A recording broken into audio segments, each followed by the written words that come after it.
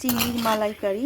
চিংড়ির মালাইকারি আসলে মালাইকারিটা এই জন্যই যে যদি মিল্ক দিই আমরা, যেটা পাউডার মিল্ক যদি দিই তাহলে কিন্তু এটা স্বাদ দ্বিগুণ বেড়ে যায় বেশি করে। তারপরে লিকুইড দুধও দেওয়া যায়, বেশি করে একটু ইসে হয়ে যায় খাবারটা রিচ। এমনি চিংড়ি মাছ কিন্তু খুব স্ট্রং একটা স্ট্রং খাবার এটা। বাচ্চারা খুব পছন্দ করে এটা।